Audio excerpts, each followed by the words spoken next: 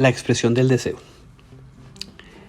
Cuando hablamos de sexo, nos referimos a lo que es hombre y mujer, o a no hombre y no mujer. La función del sexo es sexuar, hacer identidad por razón del sexo. El concepto de sexualidad hace referencia al modo de sentir esta condición de ser hombre, ser mujer o estar dentro del espectro de lo no binario.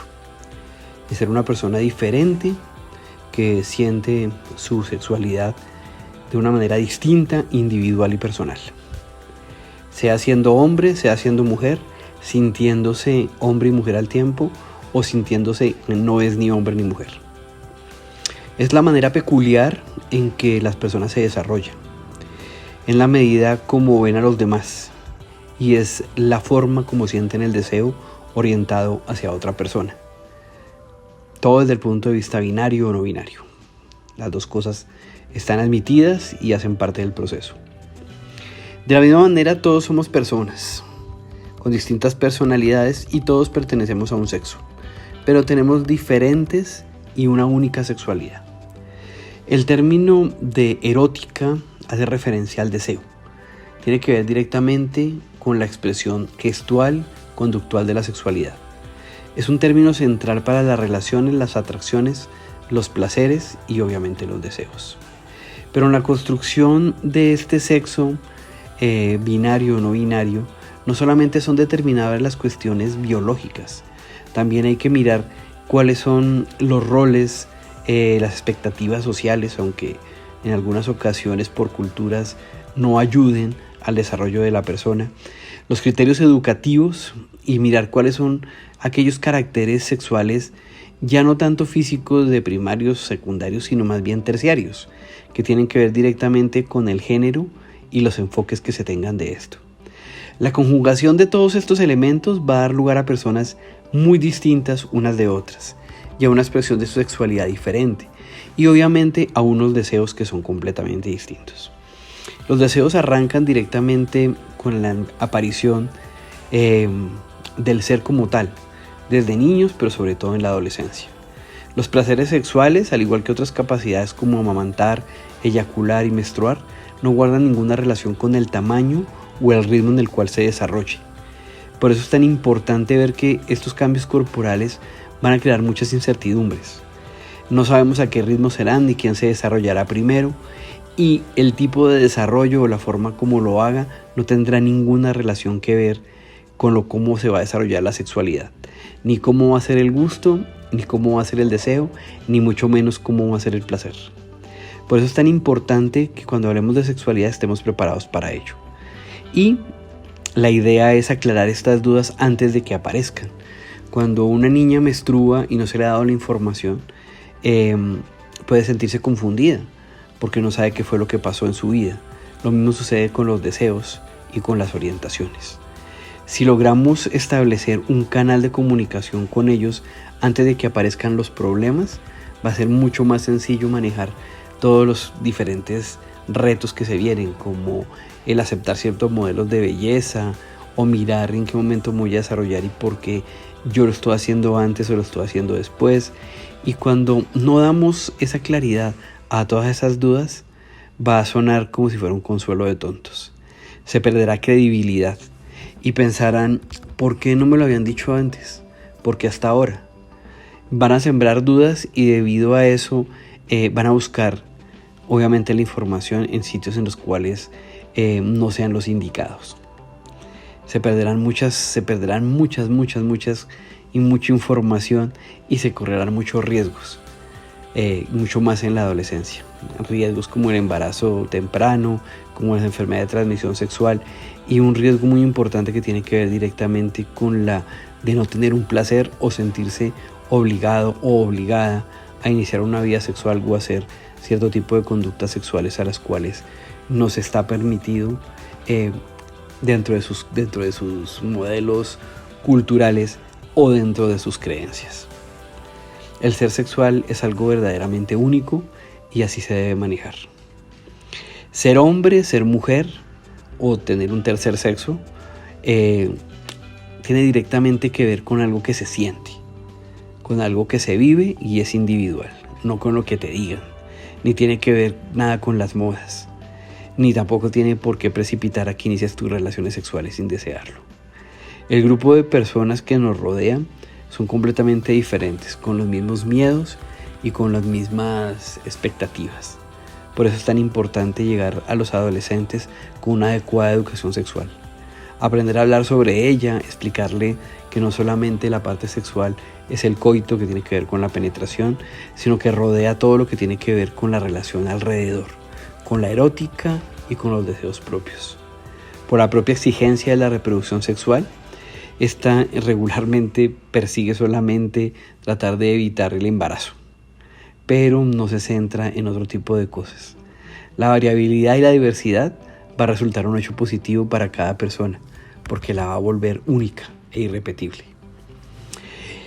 Desde prácticamente el inicio de la pubertad, todo relacionado con lo sexual se convierte en cierta medida en algo prestigioso. Entre los hombres, pues aquel que sea más osado, el que más chistes con connotación sexual cuente, el que más películas de contenido sexual haya visto, el que más mujeres haya visto, el que más personas haya besado, ese tipo, o el que se haya iniciado una masturbación previa o el que haya iniciado su vida sexual previa, va a ser el que sea el más llamativo. En las mujeres esto es diferente, no tiene que ver con la cantidad, sino tiene que ver con la persona con la cual arranca o inicia su vida sexual. Pero también expresa de presiones a nivel social por sus compañeras, con que métete con este o porque no te metiste con ella, y eso hace que muchas veces las decisiones no sean unas decisiones conscientes y el inicio de la vida sexual sea más apresurado y sea de una manera desordenada o no sea de una manera responsable. Se considera que alrededor de los 17 años el 80% de los adolescentes creen que la gran mayoría han tenido vida sexual menos ellos. Los inicios de vida sexual dependen de diferentes tipos de cosas como la cultura, la localización geopolítica y el acercamiento que se tenga hacia la educación sexual. Por eso es tan importante que nos centremos en eso. Hablar sobre lo que tiene que ver con el amor y el enamoramiento es importante, sobre todo para los adolescentes. Aunque esto no tiene nada que ver ni con la atracción ni con el deseo. Se puede tener deseo hacia una persona y no estar enamorado de ella. O al revés. Pero sin embargo, este amor y el enamoramiento es necesario para tener pareja. En teoría es algo imprescindible para ser feliz. Mientras que para una pareja heterosexual es fácil y reforzarte a hablar de sus sentimientos con amigos o amigas y que todo el mundo lo sepa, para personas que son homosexuales o que no pertenecen a este tipo de grupo binario, resulta no ser tan sencillo. Y sin embargo, es necesario expresar sus sentimientos y sentirse orgulloso de ellos. La primera vez que se tiene relaciones sexuales supone convertir la sexualidad en algo erótico, en algo que hay que hacer, en lugar de algo que hay que vivir. El objetivo en realidad debería ser disfrutar. Perder el hilo del deseo y la parte erótica, olvidando que la primera vez no es dependiente de todo lo anterior, es perder el objetivo. Nada empieza, todo tiene continuidad. Así que el primer coito tiene que ver con todo el deseo, con toda la parte erótica anterior. Besos, caricias, masturbaciones, deseos expresados, comunicación. Pero también tiene que ver con cosas como los silencios, la naturalidad fingida, las expresiones creadas, aquellos miedos ocultos y muchas cosas importantes como para solamente reducirlo a una erección, una lubricación o la presencia o no de un himen. Sobre la primera vez se construyen todas las bases con lo que tiene que ver con nuestras relaciones sexuales. No simplemente debería ser un relato. Por eso es importante hablar de educación sexual. Y la educación sexual tiene mucho más que ver con enseñar a disfrutar del viaje como en cómo llegar. Parece más sensato invertir toda la erótica y el deseo en todo lo que tiene que ver con todo lo preliminar en vez de hablar solamente de un coito. Nuestros adolescentes deben ser felices y deben disfrutar lo que hacen. Lo ideal es que tengan experiencias enriquecedoras y que no sufran consecuencias no deseadas como embarazos tempranos, enfermedades de transmisión sexual o como alteraciones sexuales en su deseo, por no tener la información adecuada. Este debería ser el principal objetivo de la educación sexual, y no se trata solamente de dotar a nuestros niños y niñas con información, sino hay que trabajar sobre las actitudes, sobre la manera como enfrentan las cosas. No solamente es enseñar de penes, vaginas, preservativos, menstruación y enfermedades de transmisión sexual, sino que añadir otras cosas, otros elementos que deben aprender, para que aprendan a facilitar la percepción del riesgo, ya que en la adolescencia se creen que son invulnerables. Deben aprender a reflexionar y anticiparse a aquellos ideales románticos. No es hacer una cosa u otra simplemente por amor a él o a ella. Y si les interesa, saber que tienen que esperar, a que estemos preparadas, a que haya un consentimiento, a que haya una preparación previa y que todo surja. Hay que fomentar mucho la autoestima para que la persona se quiera y al quererse se sepa cuidar y sepa cuidar a su pareja.